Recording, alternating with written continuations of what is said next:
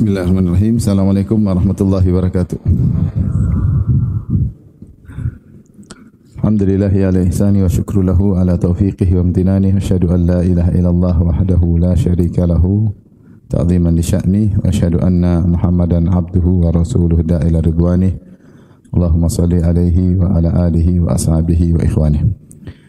Hadirin hadirat yang dirahmati Allah Subhanahu wa taala, kita lanjutkan bahasan kita dari surat Ali Imran. Kita masuk pada ayat ke-37. Pada ayat sebelumnya kita telah membahas bagaimana Hannah, yaitu ibunya Maryam, akhirnya melahirkan Maryam setelah sebelumnya dia bernazar ingin punya anak laki-laki supaya bisa berkhidmat di Masjidil Aqsa di Baitul Maqdis. Namun Allah mentakdirkan anaknya bukan laki-laki tapi anaknya perempuan, yang kemudian dia namakan dengan Maryam, yang Maryam artinya adalah abidah, yaitu ahli ibadah. Ahli ibadah. Dan subhanallah, nama tersebut mempengaruhi sifat Maryam, dan jadilah benar-benar Maryam adalah ahli yang ibadah, ahli ibadah. Maka seorang kalau memberi nama kepada anaknya hendaknya beri nama-nama yang baik. Terkadang sifat seseorang ada bagian dari namanya yang baik, ada bagian dari nama yang baik, meskipun tidak selalu, namun ada bagian. Oleh karenanya seorang menamakan anaknya dengan nama yang baik, memanggilnya dengan panggilan yang baik, dengan harapan anak tersebut mendapatkan sebagian sifat dari nama yang diberikan kepadanya. Tapi di sini Allah berfirman setelahnya, fataqabbalaha rabbuha biqabulin hasanin. Maka Allah pun menerimanya dengan penerimaan yang baik, dengan penerimaan yang baik, yaitu menerima nazarnya, wa ambataha nabatan hasanan, dan Allah menumbuhkan, mendidiknya, yaitu mendidik Maryam dengan didikan yang baik. Wa kaffalaha Zakaria, dan Allah menjadikan Zakaria sebagai pemelihara Maryam. Di sini tetap nazar dari Hannah diterima, sehingga Maryam meskipun dia bukan laki-laki, dia tetap berkhidmat di Baitul Maqdis, tentu dengan keterbatasan, sehingga dia pun beribadah di Baitul Maqdis. Bahkan dia punya mihrab, yaitu khusus, lokasi khusus untuk beribadah kepada Allah Subhanahu wa taala. Sebagian ulama mengatakan ini isyarat akan adanya perubahan dalam Taurat, karena Maryam sendiri bukanlah kebiasaan orang-orang Bani Israel menjadikan wanita, atau ada wanita yang berkhidmat di masjid, ada wanita berkhidmat di masjid. Namun kali ini ada wanita Maryam yang dia memfokuskan diri untuk berkhidmat di masjid, sehingga ini melanggar ke tradisi Bani Israel, tradisi Bani Israel. Sebenarnya mengatakan isyarat bahwasanya Maryam ini akan punya anak Isa alaihissalam, yang nanti akan merubah banyak aturan dalam Taurat. Banyak merubah aturan dalam Taurat, ya. Sebagaimana ini disyaratkan oleh Tahrir bin Ashur dalam tafsirnya. Nanti Isa berkata, "Wali uhilla lakum ba'dha alladhi hurrima 'alaikum." Aku akan menghalalkan perkara-perkara, sebagian perkara yang dahulunya diharamkan bagi kalian. Maka ini isyarat akan adanya perubahan dalam hukum-hukum yang berlaku di Bani Israel ketika itu. Dan Allah menerima nazar tersebut, meskipun tidak sempurna, tetapi nazar tersebut tetap diterima. Dan Hannah tetap menjalankan nazarnya, putrinya tetap berkhidmat di Baitul Maqdis. Wa ambataha nabatan hasanan, Allah menumbuhkan Maryam dengan pendidikan yang baik. Ini di antara bentuk pengkabulan dari doa yang tulus dari seorang ibu, ya. Karena Maryam ketika lahir, ibunya berkata, wa inni u'idzuha bika wa dzurriyyataha minasyaitonir rajim. Ya Allah, aku memohon perlindungan darimu untuk melindungi putriku ini dan keturunannya dari gangguan syaitan. Maka Allah mengabulkan doa dari Hannah ibunya Maryam. Maka Allah yang langsung, artinya di sini Allah sandarkan kepada dirinya, wa ambataha, maka Allah tumbuhkan dia nabatan hasanan, dengan pertumbuhan yang baik. Jadi kalau bahasa kita, Allah yang handle langsung pendidikan Maryam, tentunya dengan sebab-sebab yang ada. Maka ini dalil bahwasanya seorang jangan pernah meremehkan doa. Ya. Jadi begitu anaknya lahir dia doakan, bahkan sebelum lahir dia doakan, ketika lahir dia doakan. Nanti kalau Allah kabulkan, Allah akan menghandle bagaimana mendidik anak ini dengan cara Allah, tentu dengan sebab-sebab yang Allah siapkan, dengan sebab-sebab yang Allah siapkan. Di antara sebab yang Allah siapkan adalah menjadikan Zakaria orang yang paling alim di zaman tersebut, nabi yang akan mengurusi Maryam. Wa kaffalaha Zakaria. Wa kaffalaha Zakaria, dan akhirnya Allah menjadikan Zakaria menjadi kafil, menjadi pengurus Maryam. Dalam qiraah yang lain wa kaffalaha Zakaria. Kalau wa kaffala Zakaria maknanya Zakaria menjadi pengurus Maryam. Tapi kalau wa kaffa pakai tasydid wa kaffalaha. Wa kaffalaha Zakaria maksudnya Allah pun menjadikan Zakaria menjadi pengurus siapa? Maryam. Maknanya sama, tapi kalau qiraah yang kita baca dalam mushaf kita dengan mentasydid huruf fa dalam wazan fa'ala wa kaffalaha Zakaria. Di antara buktinya disebutkan dalam cerita bagaimana setelah Maryam lahir, maka Maryam pun dibawa ke Baitul Maqdis, kemudian disambut oleh orang-orang soleh di sana. Rupanya bapaknya Maryam itu Imran adalah imam mereka. Jadi imam masjid Baitul Maqdis. Jadi orang soleh, orang dihormati.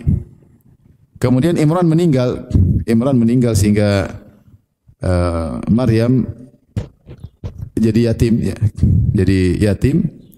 Maka akhirnya murid-muridnya Imran rebut-rebutan untuk ngurusin Maryam. Mereka rebut-rebutan untuk ngurusin Maryam. Zakaria bilang, saya yang berhak mengurusin. Karena khalatuha indi, karena bibi Maryam adalah istriku. Ini salah satu pendapat, ini pendapat dikuatkan oleh Ibnu Katsir ya. Kita sudah pernah sampaikan bahwasanya khilaf antara ulama dua pendapat. Apakah istrinya Zakaria adalah saudarinya Hannah, yaitu ibunya Maryam. Zakaria alaihissalam punya istri kan? Nah, apakah istrinya ini adalah saudarinya Hannah ya? Atau istrinya Zakaria ini adalah saudarinya Maryam? Saudarinya Maryam. Yang benar Allah alam bisawab, pendapat Ibnu Katsir bahwasanya istrinya Zakaria adalah saudari kandung dari Hannah, dari ibunya siapa? Maryam. Makanya istrinya sudah tua. Sudah tua karena Zakaria sudah tua, kemungkinan besar istrinya juga sudah berusia. Adapun sabda Nabi ketika Nabi bertemu di langit kedua atau di langit kedua atau langit ketiga, langit kedua bertemu dengan Nabi Isa dengan Nabi Yahya, maka Nabi berkata ketika Isra Mi'raj, Nabi berkata huma ibnal khallah, dua ini adalah saling sepupu, maka kata Ibnu Katsir ini adalah sekedar majas dan dalam bahasa Arab boleh dikatakan demikian. Intinya Allah alam bisawab, dalam sebuah riwayat maka Zakaria berkata, saya lebih berhak untuk ngurusin Maryam. Kenapa? Karena ibu dia adalah saudari istri saya, atau istri saya adalah bibinya siapa? Maryam. Namun rupanya murid-murid Imran tidak mau. Mereka bilang, enggak, kami ingin ngurus putri imam kami. Ini adalah bentuk pemuliaan terhadap guru. Pemuliaan terhadap apa? Guru. Karena mereka tahu bahwasanya ayahnya Maryam dulu guru mereka. Ayah Maryam adalah imam masjid mereka. Ya, sehingga mereka ingin berkhidmat kepada guru mereka meskipun sudah meninggal. Ini bentuk wafa, kesetiaan. Tidak melupakan jasa, dan di antara jasa yang terbaik adalah jasa yang bukan sekedar jasa materi, tapi jasa pendidikan yang menjadikan seorang akhirnya memiliki cara pandang yang benar, ya, memiliki agama yang benar. Maka mereka tidak melupakan jasa Imran. Maka mereka bilang, enggak, kami yang ngurus. Rebut-rebutan, akhirnya ya sudah kalau begitu kita harus qur'ah, undian. Mereka rebut-rebutan untuk bisa ngurusin siapa? Maryam. Bukan, udah kamu aja, pahalanya besar kamu aja. Mereka ingin rebut-rebut. Akhirnya bagaimana cara qur'ah, cara undian tersebut? Mereka biasa menulis karena mereka adalah penuntut ilmu. Akhirnya mereka melempar pena mereka di sungai. Mereka lempar pena mereka di sungai. Siapa yang penanya tidak tenggelam, maka dia yang mengurus Maryam. Maka mereka lempar semua pena mereka, ternyata pena mereka semua tenggelam di dalam sungai kecuali penanya Zakaria. Maka situlah Allah mengatakan wa kaffalaha Zakaria. Allah menjadikan Zakaria yang menjadi pengurus Maryam, dengan buktinya Allah menjadikan penanya Zakaria yang tidak tenggelam. Ini memang Allah sengaja seperti itu. Makanya qiraah wa kaffalaha Zakaria, Allah menjadikan Zakaria menjadi pengurus Maryam, ini lebih kuat secara makna karena mendukung ayat lafal ayat sebelumnya wa ambataha nabatan hasana. Allah yang langsung menghandle pendidikan siapa? Maryam dengan pendidikan yang baik, dan Allah menjadikan Zakaria, Allah pilihkan manusia terbaik di zaman itu untuk mengurusi Maryam, dan manusia terbaik di zaman itu adalah Zakaria. Imran meninggal, Zakaria adalah nabi. Dan kita tahu namanya murabbi, pendidik, dia pasti memberikan pengaruh dari si akhlak, dari budi pekerti, dari kata-kata kepada didikannya, kepada anak didiknya. Maka akhirnya Zakaria lah yang mengurus Maryam. Kemudian Allah berfirman, "Kullama dakhala 'alaiha Zakaria al-mihrab wajada 'indaha rizqa." Setiap kali Zakaria masuk menemui Maryam, yaitu di mihrabnya, yaitu ini waktu makan, Maryam butuh makan, dan karena Maryam sibuk ngurus masjid dan dia seorang wanita tidak mencari nafkah, maka yang kasih nafkah Zakaria. Ya, kasih nafkah Zakaria, maka Zakaria yang bawa makanannya. Yang bawa makanannya. Dan secara syariat dalam Islam, secara syariat dalam Islam, yang lebih utama memegang hak hadhanah, pengurusan adalah bibi, bibi. Makanya ketika Hamzah meninggal dunia, kemudian dia punya anak, makanya anaknya siapa yang ngurus? Maka beberapa orang berebutan. Ja'far berebut ngurus putrinya Hamzah, Ali bin Abi Thalib juga ingin ngurus putrinya Hamzah, dan ada orang ketiga ingin ngurusi putrinya Hamzah. Maka akhirnya kepengurusan diserahkan kepada Ja'far. Rasulullah mengatakan, al-khalatu bimanzilatil bibi seperti kedudukan ibu. Kenapa? Karena istri Ja'far radhiyallahu anhu bersaudari dengan istrinya Hamzah. Bersaudari dengan istrinya apa? Hamzah. Maka istrinya Ja'far lebih utama untuk ngurusin putrinya Hamzah. Ini secara syariat hadhanah dipegang oleh bibi, karena bibi kata Nabi sallallahu alaihi wasallam al-khalatu bimanzil Al-khala itu maksudnya saudari ibu. Dalam bahasa Arab ada saudari ibu, ada saudari bapak. Kalau saudari ibu namanya khala, saudari bapak namanya ammah. Dan istrinya Zakaria adalah bibinya Maryam. Secara syar'i Zakaria lebih utama untuk mengurusinya karena istrinya adalah bibinya Maryam, dan Allah mentakdirkan ternyata dia menang dalam undian. Ini nanti akan kita sebutkan tentang masalah undian tersebut di ayat berikutnya. Taib. Dan karena Maryam seorang wanita, dia tidak mencari nafkah dan dia ngurusin Baitul Maqdis sebagaimana nazar ibunya, karena ibunya bernazar dia untuk di Baitul Maqdis. Maka yang menanggung nafkahnya adalah Zakaria. Maka Zakaria yang sering bawa makanan ke Baitul Maqdis. Tapi kata Allah, kullama dakhala alaihi Zakaria al-mihrab wajada indahu rizqa. Setiap Zakaria masuk ke mihrab ingin antar makanan ke Maryam, ternyata sudah ada makanan di situ. Dan makanan tersebut menakjubkan, yaitu buah di selain musimnya. Seperti misalnya ada buah anggur di musim dingin, padahal anggur itu di musim panas. Atau misalnya rutab di musim dingin, padahal rutab itu di musim apa? Panas. Jadi buah-buah yang muncul di musim panas ada di Maryam di musim dingin. Atau sebaliknya, buah-buah yang hanya muncul di musim dingin ternyata di musim panas ada di mihrabnya Maryam. Maka Zakaria heran. Zakaria berkata, "Anna laki hadza?" Dari mana? Karena menakjubkan, ini makanan datang sendiri dan jenis makannya juga aneh. Maka Maryam menjawab, qalat huwa min indillah. Ini dari sisi Allah Subhanahu wa taala. Innallaha yarzuqu man yasha'u bighairi hisab. Sungguhnya Allah memberi rezeki kepada siapa yang Allah kehendaki bighairi hisab, tanpa perhitungan, terserah Allah, ya. Tanpa diduga, tanpa perhitungan, ya. Dan ini dalil tentang karamatul auliya, karena Maryam bukanlah seorang nabi, tapi dia seorang waliyah, yaitu wali perempuan. Wali. Dan Allah berikan karamah. Dia tanpa berusaha datang makanan kepadanya. Dan dia akan mengalami karamah-karamah lainnya terkait kelahiran Nabi Isa alaihissalam. Tapi di antara karamah Maryam, yaitu dia diberi makanan oleh Allah Subhanahu wa taala dengan jenis makanan yang bukan pada musimnya. Dengan jenis makanan yang bukan pada musimnya. Dan kita Ahlussunnah wal Jamaah menerima beriman dengan karamah. Allah kasih karamah. Karamah itu pemuliaan, bentuk pemuliaan kepada orang-orang yang dicintai oleh Allah Subhanahu wa taala. Dan bentuknya bermacam-macam, bervariasi. Dan karamah yang terbaik adalah luzumul istiqamah. Kata Ibn Taimiyah, a'zamul karamah luzumul istiqamah. Karamah yang terhebat adalah seorang bisa istiqamah dalam segala kondisi.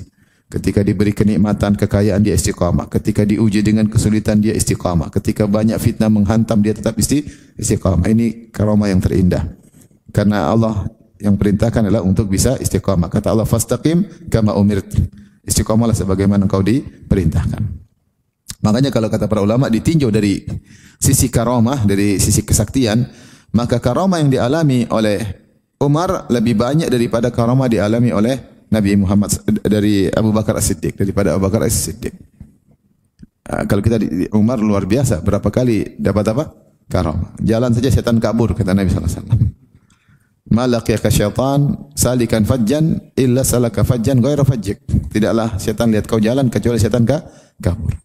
Umar pernah ketika ceramah tiba-tiba dia kirim pasukan sejauh sebulan perjalanan.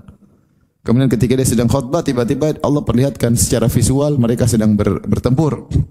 Maka Umar langsung dalam khutbahnya dia bilang, ya Sariyatu al-Jabal, wahai Sariyah pimpinan pasukan tersebut, segera pergi ke arah gunung. Ternyata suara Umar didengar di sana tanpa video call. Zaman itu ya. Akhirnya mereka dengar, mereka pergi ke arah suara Umar dan akhirnya mereka menang. Ini karamah atau bukan? Karamah. Umar 8 kali punya ide. Bagaimana kalau begini ya Rasulullah? Bagaimana kalau ternyata turun ayat 8 kali sesuai dengan idenya siapa? Umar. Umar yang pernah berdoa, Allahumma rzuqni asy-syahada fi baladi rasulik. Ya Allah, aku mohon berikan anugerah kepadaku mati syahid di kota Nabi-Mu, Nabi Muhammad sallallahu alaihi wasallam, kota Madinah. Mendengar doa tersebut, putrinya Hafsah berkata, bagaimana bisa? Kalau kau mati syahid harus jihad keluar dari kota Madinah. Kalau di kota Madinah saja bagaimana mau syahid? Ternyata Allah kabulkan. Ada Abu Lu'lu'al Majusi kemudian tikam Umar ketika sedang salat subuh. Maka dia mati syahid jadi imam di Masjid Nabawi. Dan karamah Umar banyak, tetapi dibanding dengan Abu Bakar tidak demikian. Abu Bakar tidak didapati cerita dia kesakti-sakti. Cuma aneh aja Abu Bakar infak seluruh hartanya, itu aneh. Maka meskipun demikian, yang lebih afdal Abu Bakar atau Umar?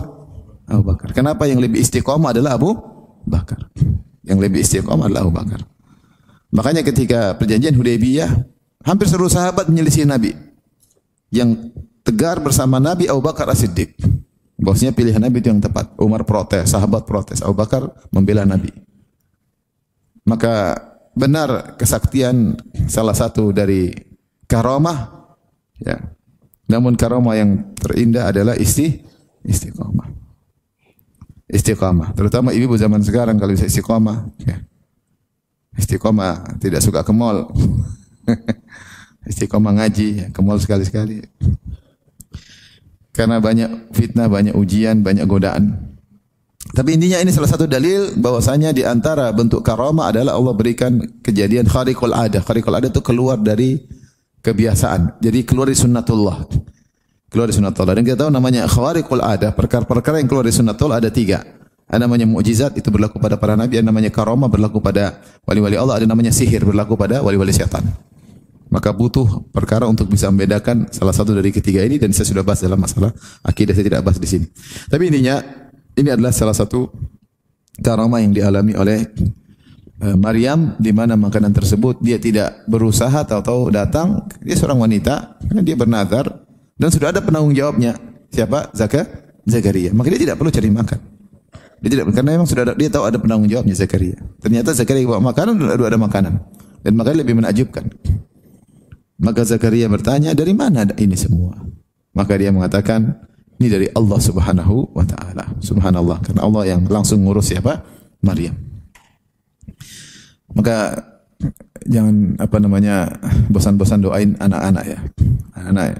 Kalau kita doa kita dikabulkan, urusan selesai. Allah yang ngurusin. Baik. Allah berfirman setelah itu, hunalika da'a Zakaria rabbah. Maka ketika itu disitulah Zakaria berdoa kepada Rabbnya. Ada yang mengatakan ulama Zakaria pun salat di mihrab yang yang ada di yang Maryam situ, tempat situ. Kemudian dia berdoa kepada Allah. Qala rabbi hab li min ladunka dzurriyyatan thayyibah. Ya Rabbku, anugerahkanlah kepadaku dari sisimu dzurriyyatan thayyibah, keturunan yang baik. Innaka sami'ud du'a. Sungguhnya engkau Maha mendengar doa. Fanadatul malaikatu wa huwa qa'imu yusalli fil mihrab. Maka malaikat pun memanggilnya, menyuruh kepada Zakaria sementara dia sedang salat. Jadi dia doa dalam salat dan dia dikabulkan dalam salat. Annallaha yubashshiruka bi Yahya. Allah beri kabar gembira kepada engkau, kau akan punya anak namanya Yahya. Musaddiqan bi kalimatin minallah. Dia akan membenarkan kalimat Allah, yaitu membenarkan Taurat atau membenarkan Nabi Isa alaihissalam. Karena Nabi Isa disebut dengan kalimatullah. Karena Nabi Isa tercipta dengan kun fayakun. Bukan dengan air mani ketemu dengan sel telur. Makanya Nabi Isa disebut dengan kalimatullah. Jadi di sini maksudnya Yahya ini putramu akan membenarkan kalimatullah. Ada yang mati membenarkan Taurat, ada yang mati membenarkan Nabi Isa alaihissalam. Wa sayyidan wa hasuran, dia akan menjadi pemimpin. Wa hasuran, yaitu orang yang menahan diri dari hawa nafsu. Wa nabiyyan minas salihin, dan dia akan menjadi seorang nabi dari kalangan orang salihin. Taib. Dalam surat ini dan ini juga dalam surat Maryam dan juga nanti dalam surat Ali Imran, demikian juga dalam surat Maryam, ya. Allah menyebutkan subhanallah keajaiban setahap demi setahap, ya. Setahap demi setahap. Keajaiban pertama, Maryam berdoa, Hannah berdoa ingin punya anak siapa? Maryam. Kapan kita lihat burung, ada seekor burung kasih makan anak burung, maka dia ingin lagi punya anak padahal dia sudah sangat tua. Ya. Dia sudah lama tidak punya anak, tiba-tiba Allah kasih anak. Taib, anak ini menakjubkan. Terus keajaiban berikutnya, ternyata Maryam ini dikasih karunia oleh Allah, makanan datang bukan pada waktunya dan datang tanpa ada sebab, tiba-tiba datang. Zakaria ketika melihat ini, kalau Hannah tadi lihat burung pengen punya anak, ketika Zakaria lihat Maryam dia terbetik, dia enggak punya anak selama ini, kan dia udah tua, istrinya mandul. Maka dia pun mencoba minta kepada Allah perkara yang di luar kebiasaan. Karena dia lihat Maryam meskipun tidak berusaha, ada makanan datang dan makanannya menakjubkan, bukan di waktu musimnya. Maka bisa jadi dia juga tidak punya sebab untuk punya anak, tapi minta anak, akhirnya Allah kasih. Maka dia mencoba berdoa kepada Allah. Kapan dia tergerak? Ketika dia lihat itu. Sebelumnya dia tidak berpikir demikian. Dia melihat, jadi orang yang soleh itu mengambil pelajaran dari yang lain. Bisa, ini buktinya bisa. Saya coba dulu. Apakah doanya Zakaria ketika minta anak disebut doa yang berlebihan, melampaui batas karena tidak ada sebab minta kepada Allah? Ibarat misalnya seorang cacat, kemudian dia bilang ya Allah jadikanlah saya jago berkelahi misalnya. Gimana cacat jago berkelahi? Ini seperti doa yang berlebihan karena melampaui batas. Karena kita tahu di antara larangan adalah berdoa berlebihan. Tapi kata para ulama tidak, karena Zakaria tahu dia adalah orang yang dispesialkan oleh Allah. Dia seorang nabi. Dan kita tahu kebiasaan nabi, Allah bisa kasih apa? Mukjizat. Maka ini dia minta meskipun hal yang aneh. Tapi dia tahu bahwasanya nabi bisa dapat apa? Mukjizat. Dan kedudukannya lebih mulia daripada Maryam. Kedudukannya Maryam bukan nabi, dia seorang nabi. Maka dia dalam tanda kutip mencoba berdoa ketika itu. Berdoa, siapa tahu dapat anak. Maka dia minta kepada Allah. Setelah melihat keajaiban tersebut, maka dia minta tentu dengan keyakinan, seorang lain pasti yakin ya, semua. Dan tidaklah dia berdoa kecuali Allah telah mengilhamkan kepada dia untuk meminta. Tapi sebab dia meminta ketika dia melihat keajaiban. Sebab dia minta, dia melihat keajaiban, maka dia berdoa. Dan dia berdoa ketika salat. Doanya, Rabbi habli min ladunka dzurriyyatan thayyibah. Ya Allah, anugerahkan kepadaku dari sisi Engkau keturunan yang baik. Keturunan yang baik. Dia tidak minta sekedar keturunan, tapi keturunan ada sifatnya dzurriyyatan thayyibah. Anak yang baik. Jadi kita kalau berdoa jangan minta ya Allah beri anak laki-laki. Jangan. Minta anak laki-laki yang saleh. Laki-laki jadi bajingan ya repot. Kepala preman di kampung repot. Ya, jangan. Kita minta anak yang soleh. Kalau kita putri, bilang putri yang soleha. Jangan sekedar hanya minta anak. Ya. Jangan sekedar minta anak. Saya pernah sampaikan kisah. Ada seorang yang berdoa di Ka'bah, kemudian dia menangis dan dia berkata, "Ya Rabbku, sungguhnya semua orang punya anak, saya tidak punya anak. Saya ingin bahagia seperti mereka, ya Allah, berikanlah aku anak." Dia menangis. Qadarullah didengar oleh petugas yang pegang jaga tali Ka'bah yang di Hajar Aswad. Karena dia menangis dari saya, dia dengar. Allah membuat dia dengar orang tersebut. Kemudian akhirnya orang itu pergi, kemudian beberapa tahun kemudian, 15 tahun kemudian datang lagi orang ini. Pas qadarullah, laki-laki itu juga yang petugas tadi juga lagi berjaga di tempat yang sama. Dia berdoa lagi, entah di multazam, pokoknya doa di dekat situ. Dia berdoa lagi, "Ya Allah, binasakanlah anakku bikin malu semuanya, bikin malu keluarga, bikin ini. Anaknya rupanya nakal. Anaknya rupanya nakal. Jadi dikasih anak tapi nakal. Akhirnya ketika dia berdoa agar menyelesaikan gundah gulana yang punya anak seperti mending dicabut nyawanya, ya Allah. Maka akhirnya polisi ini dengar dan dia pun kaget. Kemudian dia turun dari tempat jaganya, dia tarik orang tersebut.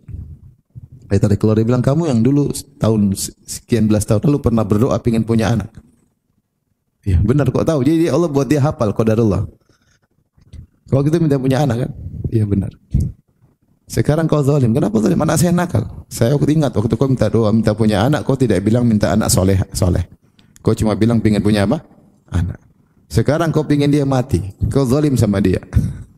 Saya berdoa biar dia dapat hidayah. Maka dia balik lagi orang ini berdoa. Berdoa. Terus sudah selesai. Orang ini namanya Fulan bin Fulan. Ini yang cerita kepada saya, Syekh Abdul Razak, kisah ini. Akhirnya dia pulang, selesai. Tahun kemudian datang lagi atau waktu kemudian datang lagi orang ini umroh atau haji umroh, dia bawa anaknya. Dia mau cari polisi ini kemarin di mana? Akhirnya dikasih tahu di tempatnya di mana. Ketemu polisi tersebut. Dia bilang, intinya dia bilang, "Ini dulu anak saya yang saya doain. Bagaimana kondisinya?" "Alhamdulillah dia baik sekarang." Ditanya, "Kamu kok bisa baik?" Dia cerita, "Saya tiba-tiba tidur, intinya di apa namanya? Di tempat tidur, tiba-tiba hati saya tergerak untuk pingin sholat, untuk ibadah. Kok ingat kapan itu? Ya sekitar jam sekian, tiba-tiba saya pingin apa? Ibadah. Pas menepati waktu ketika abinya sedang berdoa. Supaya dia dapat apa? Hidayah. Maka subhanallah, seorang jangan pernah meremehkan apa? Doa. Atahza bidu'ai wa tasdarihi wa ma tadri bima fa'ala du'a'u. Kau meremehkan doa, kau tidak tahu apa yang mesti lakukan doa. Ya. Doa itu menakjubkan. Bisa jadikan satu doa yang tulus bisa menyelesaikan urusan kita yang bertahun-tahun. Kemudian seorang berdoa dan berdoa, dikabulkan sekarang. Alhamdulillah, tidak dikabulkan di akhirat juga lebih baik. Allah yang tahu yang terbaik buat kita. Maka para ulama mengatakan ketika berdoa jangan sekedar minta keturunan aja, tapi dzurriyyatan thayyibah. Jangan bilang, "Ya Allah berikan aku anak yang ganteng." Ganteng tapi playboy. Aduh, kacau. Berikan aku putri yang cantik, hidungnya mancung jangan seperti hidungku. Wah, terus jadi wanita ternyata model lah, apalah, pamer aurat lah. Waliyadzubillah. Ya. Maka berdoa minta anak putra yang soleh atau putri yang soleh. Dan Nabi Zakaria berdoa, "Innaka sami'ud du'a." Sungguhnya Engkau Maha mendengar doa. Engkau Maha mendengar doa hamba. Menakjubkan. Disebut para ulama di antara tanda bukti adanya Tuhan, betapa sering kita bisik-bisik berdoa terus Allah kabulkan. Kita bisik-bisik dalam sujud berdoa, Allah kabulkan. Tuhan mendengar permintaan kita. Masalah dikabul enggak itu Allah yang lebih tahu tentang maslahat. Tapi betapa sering kita berdoa dikabulkan. Dari 100 doa ada yang dikabulkan, ada enggak? Ada, berarti dan kabulkan dengan langsung nyata. Berarti Tuhan ada mendengar. Yang lain tidak dikabulkan di akhirat, tidak maslahat bagi kita. Fanadathul malaikatu wa huwa qa'imun yusalli fil mihrab. Jadi ini keajaiban berikutnya. Nanti Allah bawa keajaiban berikutnya lagi. Jadi Zakaria bisa punya anak padahal dia tua, istrinya mandul. Tapi masih ada bapak, masih ada ibu. Kemudian lebih menakjubkan lagi, Nabi Isa lahir tanpa ayah. Jadi maksudnya keajaiban berturut-turut ya. dari Hannah yang tadinya tidak punya anak lama gara-gara lihat burung akhirnya punya apa? Doa punya anak dikasih anak. Kemudian Zakaria melihat keajaiban Maryam, ada buah-buahan muncul di bukan waktunya tanpa berusaha, makanan datang sendiri. Kemudian Zakaria pun berdoa agar ingin punya anak. Padahal tapi masih ada sebab, meskipun sebab itu tidak bisa menimbulkan anak karena dia sudah tua dan istrinya mandul. Tapi masih ada sebab kecil, bapak dan ibu ada. Akhirnya punya anak. Lebih menakjubkan lagi Nabi Isa. Maryam tidak berdoa dikasih anak dan tidak ada bapaknya. Jadi karomah yang sampai pada mukjizat yaitu Nabi Isa lahir tanpa ayah dan masih kecil sudah bisa berbicara. Taib.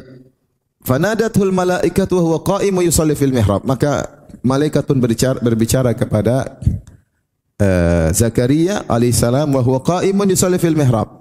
Dan dia sedang berdiri salat di mihrab, yaitu ada yang mengatakan mihrabnya Maryam situ. Maka dia berdoa di situ dan langsung datang jawabannya. Apa jawabannya? Annallaha yubashshiruka bi Yahya. Engkau akan punya anak, namanya siapa ya? Yahya. Apakah di sini Allah menggunakan kata lafal jamak fanadatul malaikatu, maka malaikat pun menyeru kepadanya. Ada yang mengatakan maksudnya malaikat datang banyak kemudian berbicara kepada Zakaria agar dia, itu malaikat bilang kau akan punya anak. Ada yang beberapa malaikat bilang sehingga dia semakin yakin. Ada yang mengatakan maksudnya Jibril dia mewakili para malaikat. Diutus malaikat banyak tapi juru bicaranya siapa? Jibril alaihissalam. Bahwasanya kau akan punya anak. Anak tersebut namanya Yahya. Dan di antara sifatnya dia membenarkan Taurat atau membenarkan Nabi Isa alaihissalam. Dan dia sayyidan dan dia akan menjadi pemimpin Bani Israel. Di antara sifatnya dia hasuran. Hasuran dia adalah orang yang menjaga diri dari al-fahisyah, dari perbuatan keji. Jadi Yahya ini disebut dia tidak menikah. Karena dia sibuk beribadah sehingga dia mengalahkan syahwatnya karena dia sibuk beribadah. Ada yang mengatakan demikian juga Nabi Isa. Nabi Isa juga tidak menikah karena sibuk beribadah. Berbeda Nabi kita sallallahu alaihi wasallam menikah dengan beberapa istri dan punya anak. Sehingga Ibnu Katsir menyebutkan kalau kita komparasi maka tetap lebih baik Nabi kita. Nabi kita meskipun punya istri dan punya anak tetap bisa fokus ibadah. Dia bisa membagi waktu untuk urusin keluarga dan dia bisa bagi waktu untuk beribadah kepada Allah Subhanahu wa taala. Adapun Yahya, dia saking sibuk ibadahnya maka dia melawan hawa nafsu. Ini kemuliaan juga. Cuma kalau dibandingkan dengan Nabi sallallahu alaihi wasallam lebih mulia siapa? Nabi sallallahu alaihi wasallam. Dan ada sebagian ulama mengikuti jalannya Yahya. Ya, sibuk ibadah takut tidak bisa menunaikan kewajiban yang lain. Disebutkan ini seperti Imam An-Nawawi. An-Nawawi tidak punya istri. Ibn Taimiyah tidak punya. Dia ada buku judulnya Para Ulama yang Tidak Punya Istri. Para ulama yang jomblo. Ada yang mengatakan karena mereka sulit untuk menikah karena kondisi yang tidak. Seperti Ibn Taimiyah. Ibn Taimiyah dimusuhi banyak orang. Dari penjara satu, penjara berikutnya. Kemudian bersafar sana. Kalau dia punya istri, dia nggak bisa akan tunaikan apa? Tunaikan kewajibannya. Maka dia milih tidak menikah.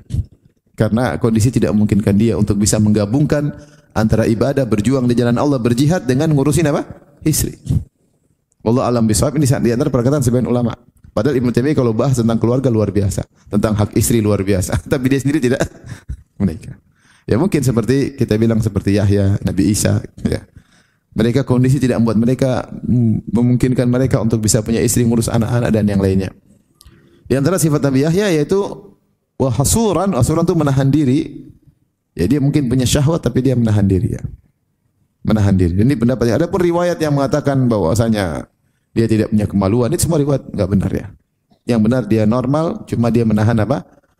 Syahwatnya. Kalau dia enggak punya kemaluan atau misalnya kemaluannya sangat bisa dalam riwayat yang aneh-aneh, justru itu aib kalau begitu, aib. Itu aib. Yang benar ya, riwayat tersebut tidak ada yang benar. Dia normal seperti layaknya lelaki biasa tapi dia menahan dirinya, dia tidak menahan nafsunya atau ada yang menggodanya maka dia menahan diri karena untuk berdakwah di jalan Allah Subhanahu wa taala kondisi tidak memungkinkan beliau untuk melakukan pernikahan. Wallahu alam bishawab. Kemudian di antara sifat yang ketiga yang berikutnya, sifat yang keempat, wa nabiyyan minas salihin, seorang nabi dari kalangan orang-orang saleh. Jadi Yahya punya sifat 4, musaddiqan, kemudian sayyidan, hasuran, nabiyan. Musaddiqan maksudnya membenarkan, ada yang mengatakan membenarkan Taurat, atau membenarkan Nabi Isa sebagai seorang nabi. Ada yang sayyidan adalah pemimpin, orang yang mulia, yang memiliki akhlak yang mulia. Hasuran tadi menjaga diri dari melakukan perbuatan-perbuatan keji. Ya, karena di antara riwayat yang masyhur, Yahya dirayu oleh wanita cantik ya. Dirayu ya. Dia tidak mau ya. Kemudian nabi, dia seorang nabi. Ketika dikabarkan bahwasanya Zakaria bakalan punya anak, maka dia bertanya kepada Allah, qala rabbi anna yakunu li gulamun wa qad balaghani al-kibar wa imraati akhir. Ya Rabbku, bagaimana saya bisa punya anak sementara masa tua telah mencapaiku? Dia tidak mengatakan aku sudah tua, tapi masa tua telah mengejarku dan mendapatiku, sudah tua. Jadi benar-benar tua. Ya, bukan sekedar saya sudah tua, tapi masa tua telah mengejarku dan mencapaiku.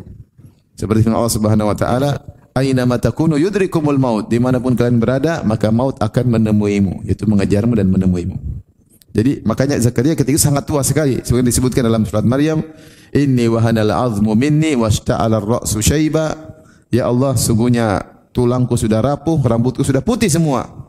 Jadi tuanya bukan tua biasa, sudah benar-benar apa? Tua. Wa imraati akhir, sementara istriku juga mandul. Ini menunjukkan istrinya Zakaria juga usianya mungkin mendekati ya. Kalau Zakaria 80 mungkin 50 60. Yang ini menguatkan bahwasanya istrinya Zakaria adalah saudarinya Hannah, saudarinya ibunya siapa? Maryam. Bukan saudarinya Maryam, tapi saudari ibunya Maryam. Ini pendapat dipilih Ibnu Katsir rahimahullah taala. Wa imraati akhir, dan istriku mandul.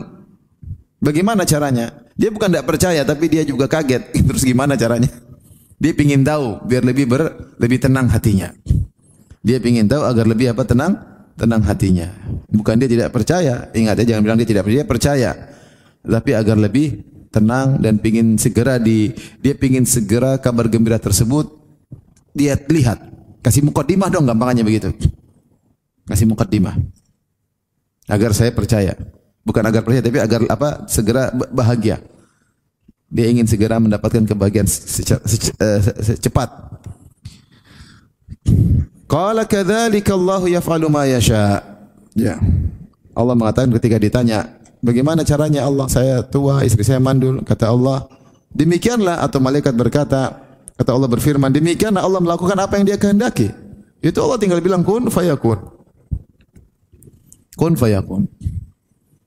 Dan kita tahu bahwasanya ini dalil juga ikhwan. Bahwasanya Allah kalau ingin sesuatu mudah.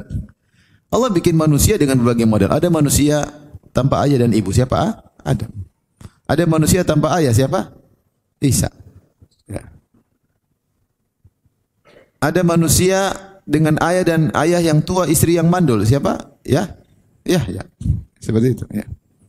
Ada manusia yang dari wanita yang sudah lama tidak punya anak, yaitu Maryam. Paham? Ya kan, ini tingkatan-tingkatan.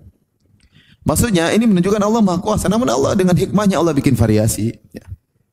Kalau berkendak dengan satu model Allah mampu, tapi Allah menunjukkan kuasaannya. Sebagaimana dalam anak-anak juga demikian. Allah mengatakan yahabu liman yasha'u inatsan wa yahabu liman yasha'u dzukura aw yuzawwijuhum dzukranan wa inasa. Ada orang yang Allah kasih anak perempuan saja, ada Allah kasih orang anak laki-laki saja, ada Allah kasih anak laki-laki perempuan, wa yaj'alu ma yasha'u aqima, ada yang mandul. Semua ini kekuasaan Allah.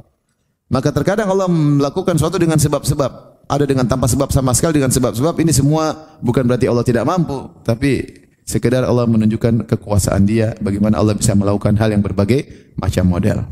Paham? Makanya dalam masalah anak pun tadi bermacam-macam. Ada anak tanpa ayah dan ibu, cipta tanpa ayah dan ibu, Adam. Ada tanpa ayah, siapa? Isa. Ada dari ayah dan ibu yang sudah sangat tua dan mandul, Yahya. Ada dari wanita yang sudah lama tidak punya, tiba-tiba punya anak lagi, siapa? Maryam. Baik. Kadzalika Allahu yaf'alu ma yasha. Allah melakukan apa yang Allah kehendaki. Maka kata Allah, gampang, itu gampang. Kata Zakaria, saya ingin kasih mukaddimah, Qala rabbi ja'ali ayah. Ya Allah, bikin saya mukaddimah, tanda bahwasanya saya bakalan punya anak tanpa meskipun saya tua dan istri saya mandul. Dia ingin disegerakan kebahagiaan tersebut. Allah kasih, qala ayatuka alla tukalliman nasa thalathata ayyamin illa ramza. Tandanya kau tidak akan bisa bicara dengan orang selama 3 hari kecuali hanya isyarat. Wadhkur rabbaka katsira, dan banyaklah berzikir kepada Allah. Wasabbih bil asywal ibkar, dan bertasbihlah atau salatlah di waktu pagi dan petang. Sekarang Allah kasih tanda, habis ini ya Zakaria kau enggak bisa ngomong. Sekarang sebaliknya, Allah kasih, kalau tadi tanda tanpa sebab bisa jadi akibat, sekarang ada sebab enggak bisa bikin akibat. Mulut ada, lisan ada, bisa ngomong sebelumnya, tiba-tiba enggak bisa ngomong. Ini variasi yang Allah kasih. Maksudnya kalau Maryam bisa datang makanan tanpa sebab, tanpa dicari kan. Kemudian Allah mengatakan, wahai Zakaria, kau akan punya anak meskipun enggak ada sebab. Kau tua, istri mandul. Ya. Buktinya apa ya Allah? Saya tunjukkan tanda bahwa aku bisa punya anak tanpa sebab. Maka Allah kasih tanda dengan dibalikkan, ada sebab tapi enggak bisa bikin akibat. Kau sekarang kan bisa ngomong, mulut ada, lisan ada, udah tua, bisa berpikir. Semua instrumen untuk bisa buat kau bicara ada, tapi ternyata kau nggak bisa bicara.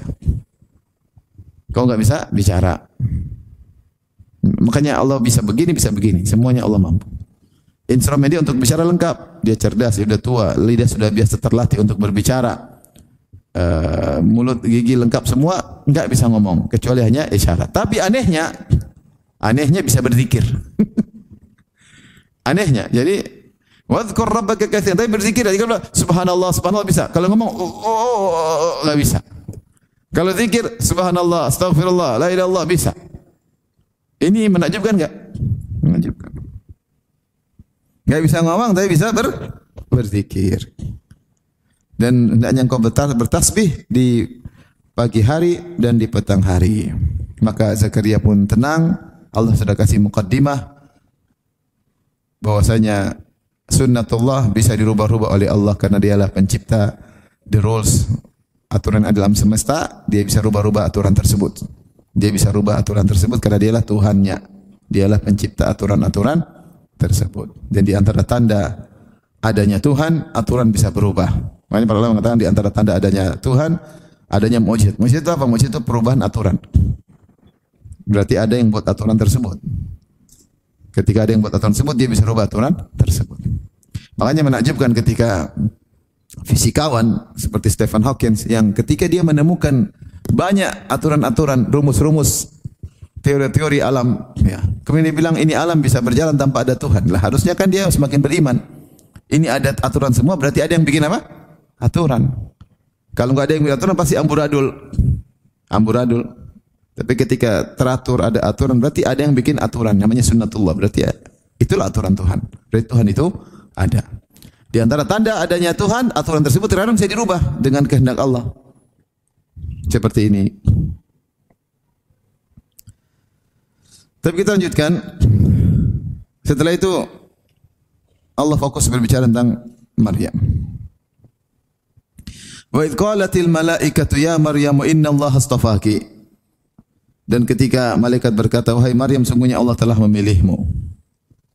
Wa tahharaki, Allah sucikan engkau. Ya, ini mukaddimah bahwasanya Maryam tidak pernah kenal lelaki, tidak pernah sentuhan dengan lelaki, tidak pernah berbicara dengan lelaki, dia wanita yang suci. Ya. Gadis perawan yang suci, ya. Allah pilih dia dengan wastafaki ala nisa'il alamin, dan Allah pilih engkau, sampai Allah sebutkan Allah pilih dia 2 kali. Karena akhlaknya dan juga karena ibadahnya. Dan Allah pilih engkau di atas seluruh wanita-wanita di alam semesta ini. Ya. Makanya apa yang dimaksud dengan Maryam dipilih di atas seluruh wanita alam semesta? Ada yang mengatakan maksudnya wanita di zaman itu. Karena setiap zaman ada wanita yang terpilih. Ada yang mengatakan demikian. Ada yang mengatakan secara mutlak, maksudnya dia di antara wanita-wanita terpilih. Wanita terpilih sedikit. Dalam hadis kata Rasulullah SAW, khairun nisa'il alamin, wanita terbaik adalah Asia bintu Muzahim, istrinya Fir'aun, ya. Kemudian Khadijah bintu Al-Khuwailid, istrinya Nabi sallallahu alaihi wasallam. Kemudian di antaranya apa? Maryam binti Imran, ini Maryam, di antaranya Fatimah bintu Muhammad, 4 wanita terbaik. Wanita yang terbaik. Ini beda zaman semua ya. Beda zaman. Yang pertama Asia bintu Imran di zaman Firaun. Kemudian Maryam di zaman siapa? Di zaman Nabi Isa. Nabi Zakaria. Kemudian Khadijah di zaman Nabi Muhammad sallallahu alaihi wasallam. Fatimah di zaman setelah wafat ibunya, Fatimah. Paham? Jadi empat ini wanita terbaik di zamannya. Ini pendapat. Jadi khairun nisa'il alamin, wanita terbaik. Ada yang mengatakan seperti pendapat Syafi'i, maksudnya secara mutlak keberadaan tiga yang lainnya bersama Maryam tidak menafikan mereka ini adalah wanita yang terbaik ya. Dalam hadis yang lain kata Nabi sallallahu alaihi wasallam, "Kamula minar rijal katsir." Banyak lelaki yang sempurna. Ya. Walam yakul minan nisa ila arba'ah atau ila thalatha. Adapun wanita tidak ada yang sempurna kecuali 3 orang atau kecuali 4 orang, yaitu Asia, Maryam, Khadijah. Ya. Dan ada tambahan Fatimah. Kemudian kata Rasulullah sallallahu wa fadlu Aisyah ala nisa ka fadli tharid ala sa'iri ta'am. Dan keutamaan Aisyah dibanding seluruh wanita seperti keutamaan tharid, yaitu makanan enak dibandingkan makanan yang lainnya. Dibandingkan makanan yang lainnya. Kalau kita ungkapan kita keutamaan Aisyah dibandingkan dengan wanita lain seperti durian dibandingkan seluruh buah bagi yang suka durian. Maksudnya Rasulullah menjelaskan Aisyah wanita yang mulia ya. Jadi di sini Allah memilih Maryam, Allah pilih karena banyak hal, di antaranya dia bersih, dia rajin ibadah, berkhidmat kepada Baitul Maqdis ya. Dan lain-lain. Ya. Kemudian Allah berfirman, "Ya Maryam qunuti li rabbiki." Wahai Maryam, kunutlah kepada Rabbmu. Kunut maksudnya dawamu ta'ah. Kunut maksudnya dawamu ta'ah itu kesinambungan dalam beribadah. Kunut. Kunut ya. Dan ini sifat orang-orang saleh dan salehah ya. Seperti Nabi sallallahu mengatakan qanitat. Wanita-wanita yang qanitat maksudnya wanita-wanita yang rajin beribadah. Kesinambungan dalam beribadah. Ada yang mengatakan kunut maksudnya beribadahnya tidak cepat-cepat. Seperti Ibrahim dikatakan qanitan lillah. Lelaki yang qanit itu rajin beribadah. Maka ini perintah kepada Maryam untuk mendawamkan ibadahnya, tenang dalam ibadahnya, kunut ya. Ya Maryam kunuti li rabbiki, kunutlah terhadap Rabbmu, taatlah, dawamkanlah ibadahmu kepada Rabbmu, wasjudi dan sujudlah, warka'i dan rukuklah ma'ar raki'in bersama orang yang rukuk. Ini dalil bahwasanya Bani Israel dulu ibadahnya ada sujud ada rukuk. Cuma sekarang udah hilang. Ibadah Bani Israel dulu ada rukuk ada apa? Sujud. Makanya setelah Allah menyebut tentang para nabi dalam surat Maryam yang mereka beribadah kata Allah, "Fa khalafa min ba'dihim khalfun adaa'us salata wattaba'us syahawati fasawfa yalqawna ghayya." Maka muncul setelah itu generasi yang melalaikan salat. Jadi orang Bani Israel, Nasrani, Yahudi dulu mereka salat ada sujud dan rukuknya. Tapi karena mereka mengikuti syahwat, mereka menyanyiakan salat sampai akhirnya hilang. Tidak ada lagi rukuk, tidak ada lagi apa? Sujud. Yang ada sekarang mungkin tepuk tangan, nyanyi, hilang. Rukuk sujud sebagai bukti tunduk kepada Tuhan hilang. Tidak tahu Yahudi mungkin masih ada. Ada yang mengatakan sujud dengan kepalanya miring, Allah alam. Ya, tapi kalau Nasrani benar-benar sudah tidak ada. Kecuali mungkin Ortodoks saya nggak paham ya. Ini di antara dalil bahwasanya dulu mereka ibadahnya dengan rukuk dan sujud. Kemudian Allah berfirman, ayat terakhir kita bahas pada pertemuan kali, "Dzalika min amba'il ghaibi nuhihi ilaik." Ini di antara berita-berita gaib. Jamak dari naba itu berita penting. Ini di antara berita-berita penting yang gaib yang kami wahyukan kepada engkau wahai Muhammad. Ma kunta ladaihim wa ma kunta ladaihim idh yulquna aqlamahum ayyuhum yakfulu Maryam. Dan engkau tidak hadir bersama mereka ketika mereka berebutan untuk melakukan undian siapa di antara mereka yang memelihara Maryam dengan melemparkan pena-pena mereka. Wa ma kunta ladaihim idh yakhtasimun, dan kau tidak hadir di antara mereka ketika mereka sedang bersengketa. Jadi kita isyaratkan tadi di awal bahwasanya ketika Maryam lahir dibawa ke Baitul Maqdis, orang rebutan untuk ngurusin siapa? Maryam. Zakaria bilang, "Saya yang berhak karena istri saya bibinya." Kata mereka, "Enggak, kami yang ngurus." "Enggak, kita punya hak sama. Ini anak dari imam kita, Imran. Imran dulu orang soleh, imam kita." Dan mereka menghormati guru mereka meskipun guru mereka sudah meninggal dunia.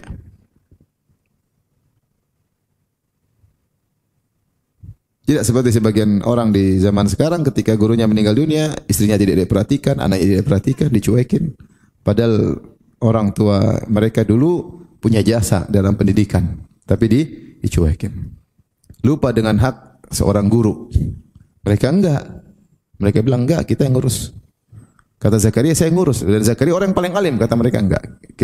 Sampai mereka bersengketa, kata Allah, idh yakhtasimun, mereka bersengketa. Berarti mereka serius, bukan basa-basi kalau mengurus. Kalau kita kan mungkin basa-basi. Ya udah kamu. Padahal ya saya ngurus ya, padahal enggak pingin. Enggak, mereka enggak basa-basi, mereka serius, biar saya ngurus. Pingin cari pahala. Saking mereka serius, akhirnya mereka bersengketa. Tidak ada jalan lain ketika terjadi persengketaan pada semua yang haknya sama, maka dengan qur'ah. Dengan apa qur'ah, dengan undian. Ini salah satu metode, salah satu cara untuk menentukan salah satu dari sekumpulan orang yang haknya semua sama. Caranya dengan qur'ah. Ini dilakukan di zaman itu, mereka qur'ah dengan melemparkan pena, ternyata pena yang muncul yang berhak memelihara ternyata penanya Zakaria.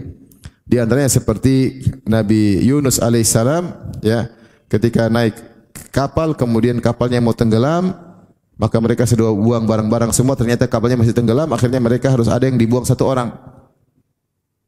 Dibuang satu orang. Kata mereka, siapa ini? Akhirnya mereka qur'ah, ternyata nama Yunus yang keluar. Ketika Nabi keluar, dia bilang, enggak, kau seorang nabi, yang lain aja. Ternyata dikeluarkan nama Yunus lagi. Coba diunilah Yunus lah, Yunus yang loncat. Akhirnya dia ditelan oleh ikan paus. Jadi qur'ah ini boleh kalau memang tidak ada jalan lain ketika semua haknya apa? Sama. Kalau haknya beda ya harus dibedakan. Dan Nabi SAW juga demikian. Kalau dia mau safar, istrinya banyak, dia qur'ah. Yang keluar undian, yang keluar sama Nabi safar. Kalau antum istri cuma satu, enggak usah pakai undian. Jangan gaya-gaya, udah jalan aja. Yang penting diajak. Perlu undian enggak? Enggak ada undian. Gitu. Jadi kalau ada hak sama, kemudian untuk menentukan, maka boleh dengan undian. Dan di sini Allah menyebutkan tentang di antara mukjizat Nabi Muhammad adalah Al-Quran. Kenapa dalam Al-Quran disebutkan kisah-kisah masa lalu kepada Nabi yang Nabi tidak hadir di masa tersebut. Padahal Nabi tidak pernah berinteraksi dengan orang-orang Yahudi sebelumnya. Nabi tidak bisa baca, tidak bisa tulis. Lantas bagaimana ada informasi seperti ini sampai kepada Nabi? Kok dia bisa tahu secara detail? Ternyata mereka rebutan untuk urus Maryam. Ternyata mereka caranya dengan melempar apa? Pena-pena. Dari mana Nabi tahu? Padahal Nabi tidak pernah hadir. Ini bukti bahwa Nabi Muhammad adalah seorang Nabi.